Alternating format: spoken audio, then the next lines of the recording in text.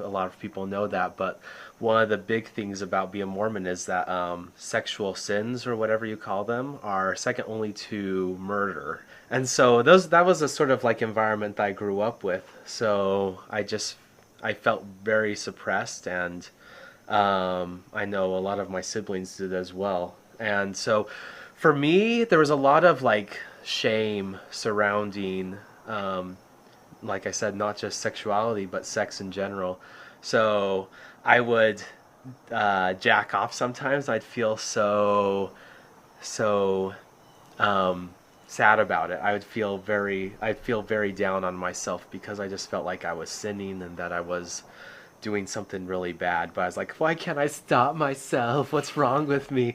It's really bad, actually. And I guess from what I know now, and all the things I've experienced, I don't know. Just looking back on it, it's just really strange because I don't feel that way anymore, and I know that like what I am is not a sin. I feel like my experience in adult filming, whatever you call this, adult cinematography, the art of adult male erotica. adult male erotica, I feel like it's actually added a lot of positivity to my life because now I feel like I can understand what it is like to have like a good connection with someone.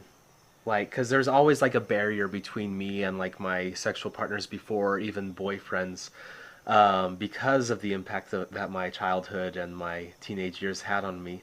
And doing this, it taught me the value of really connecting with someone, and that can be a positive experience for both of us.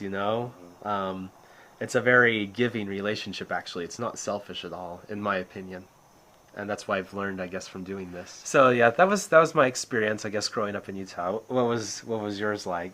Um, Mostly it was just my family. Like my family wasn't very supportive either. My mom was, but I was living with my dad and grandma at the time in Utah, and they just didn't want me having sex with guys. Yeah, well, and that's why I was thinking, because it's wasn't so much about sex as it was sexuality, like as opposed to my case. It was mostly just about they weren't okay with you being gay. Yeah, yeah, they Okay. just didn't want me having sexual intercourse with guys or being attracted to men. Oh yeah. Like my dad had a big issue with that, but I didn't see a huge issue with it because Yeah. I came out pretty early in the 7th grade. Oh my I just God. I just I didn't. told my friends. I was like, "Oh, hey, he's really hot in the locker room," and my friends were like, "What?" I was like, "What's wrong with that?"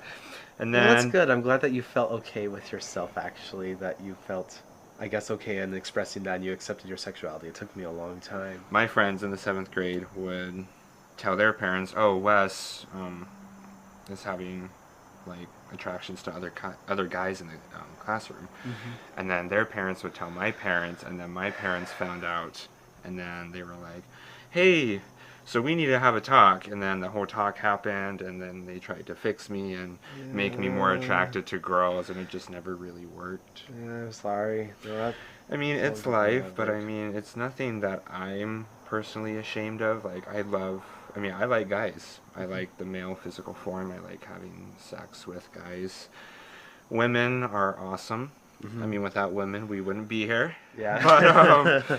I'm definitely attracted to men. I don't know. I just think that's so inspiring because, like I say, I didn't come out till I was 23. Was there like any time, like a specific time that you can remember that really, um, I guess, propelled your self acceptance? Um, Probably, so when I went into like the 10th grade, that was when I turned 16. My parents, or I guess family I was living with in Utah, decided, "Oh, you're 16, that's old enough to kind of be on your own," so Okay. they kicked me out.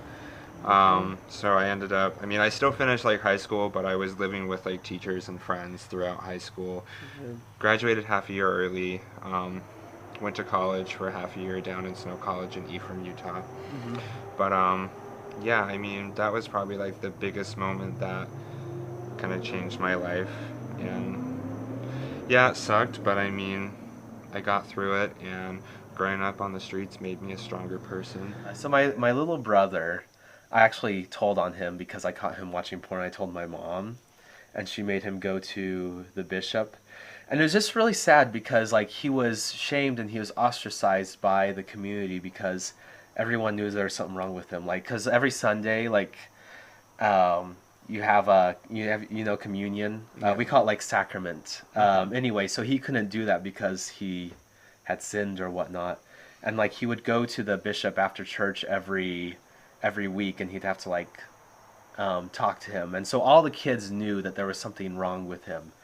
And I was just like, I was like really sad because he was really shamed and he was really outcast from from everything really from our community. And like my mom, like she told me to, because I shared a room with him, she told me like never leave him alone because he'll masturbate or something. Really?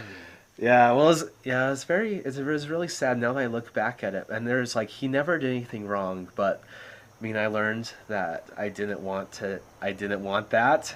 And even though I felt really guilty about it at the time, like I would find my own ways to relieve myself in some ways. Like, so we had a barn, and I would just like walk around naked. Oh, okay. And there's like, okay, so I'd like climb a tree, and I'd like jack off into the neighbor's yard. That's hot. Oh, was it? I think that's hot.